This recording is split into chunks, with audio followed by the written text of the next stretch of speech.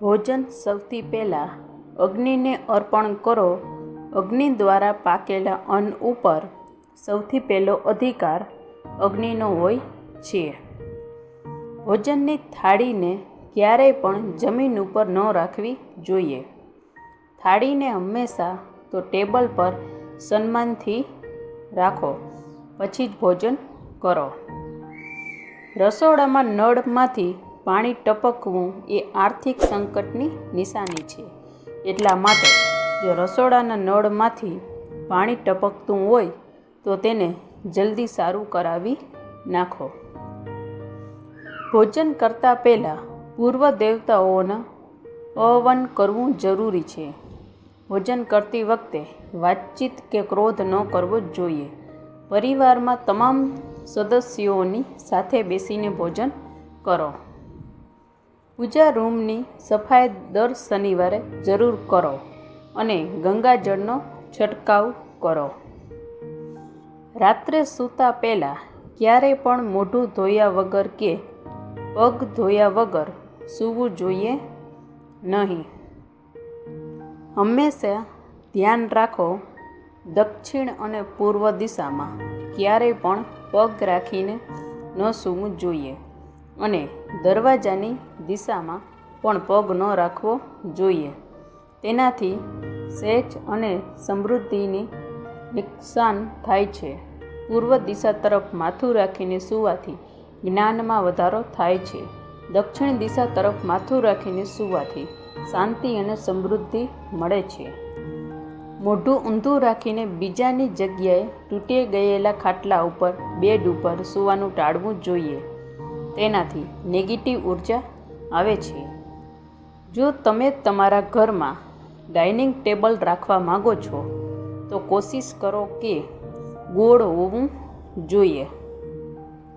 ક્યારેય પણ લાંબા સમયથી ખાલી પડેલા અંધારું હોય તે ઘરમાં અથવા તો સુનસાન જગ્યા ઉપર સૂવું જોઈએ નહીં.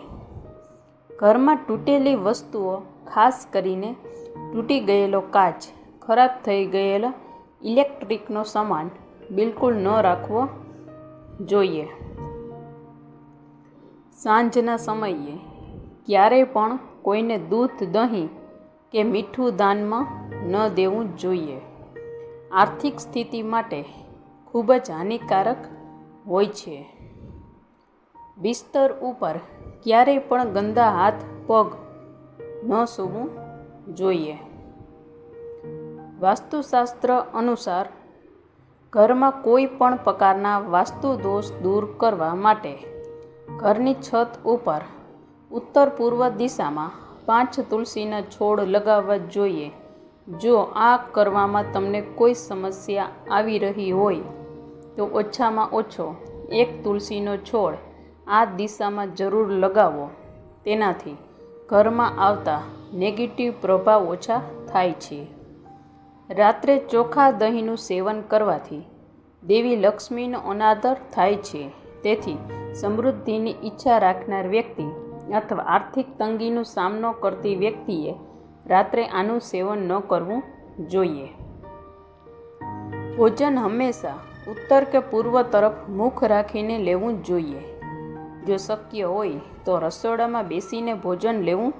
આનાથી રાહુ શાંત થાય છે અને વ્યક્તિએ ક્યારેય ચંપલ પહેરીને ભોજન ન કરવું જોઈએ.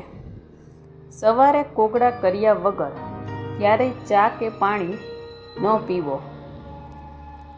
સૂતા પહેલાં નિયમિત રીતે ભગવાનનું ધ્યાન કરવું જોઈએ અને ડાબી બાજુ પડખું ફેરવવું જોઈએ.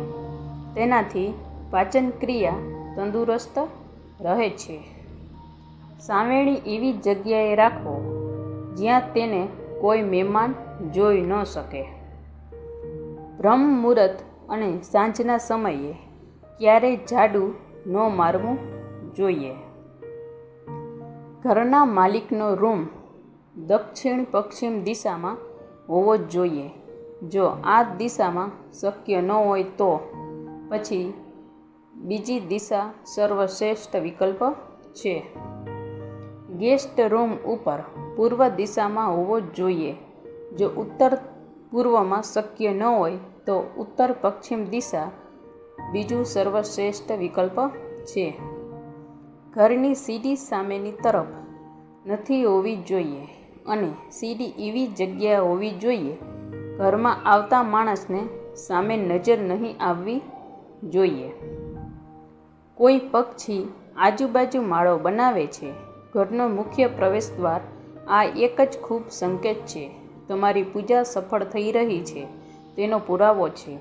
ભૂલથી પણ પક્ષીઓ તેના બાળકને નુકસાન ન પહોંચાડો, બલકે તેમના માટે થોડો ખોરાક અને પાણી રાખો. મંદિરમાં ધૂપ, માચીસ અને હવન કુંડની સામગ્રી દક્ષિણ કે પૂર્વમાં રાખો, એટલે કે અગ્નિકોણમાં રાખો. વાસ્તુશાસ્ત્રમાં પૂજાની દિશા નક્કી કરવામાં આવી છે. ઘર કે ઓફિસમાં પૂજાનું સ્થાન ઈશાન દિશામાં રાખો. તેનાથી પરિવારમાં સુખ સમૃદ્ધિ વધે છે. ઉત્તર દિશા તરફ મુખ રાખીને કરવામાં આવતી પૂજા ધન પ્રાપ્ત માટે લાભકારી હોય છે અને પૂર્વ દિશા તરફ મુખ રાખીને પૂજા કરવાથી સુખ ફળ મળે છે અને શુભ જ ચમત્કારી લાભ થાય છે. ઘરમાં સવારે થોડો સમય માટે ભજન અવશ્ય વગાડો જોઈએ. ઘરમાં બૂટ ચંપલ રાખવા માટે એક નિશ્ચિત જગ્યા બનાવો. બૂટ ચંપલ જ્યાં ત્યાં વીર વેખેર કે ઊંધા જૂતા ન રાખો. તેનાથી ઘરમાં અશાંતિ ઉત્પન્ન થાય છે અને માતા લક્ષ્મી ક્યારેય ઘેર નથી આવતા. સૂતા પહેલાં નિયમિત રીતે ભગવાનનું ધ્યાન કરવું જોઈએ અને ડાબી બાજુ પડખું ફેરવવું જોઈએ. તેનાથી પાચન ક્રિયા તંદુરસ્ત રહે છે. ક્યારેય પથારી પર બેસીને ખાવાનું ન ખાવું. આમ કરવાથી ધનની હાનિ થાય છે અને માતા લક્ષ્મી ઘેરથી ચાલ્યા જાય છે. જો શક્ય હોય તો રસોડામાં જમીન પર બેસીને ભોજન કરો. આનાથી તમારા ઘર ધન સંપત્તિથી ભરેલું રહેશે અને ક્યારેય ધનની કમી નહીં થાય. વાસ્તુ અનુસાર ભોજન કરવા માટેની ઉત્તમ સ્થાન પશ્ચિમ દિશામાં છે. ઘરની પશ્ચિમ દિશામાં બનેલો કોઈ ડાઇનિંગ હોલ ખૂબ જ શુભ સંકેત હોય છે. માટે આ દિશામાં ભોજન કરવાથી અન્નપૂર્ણા પ્રસન્ન રહે છે.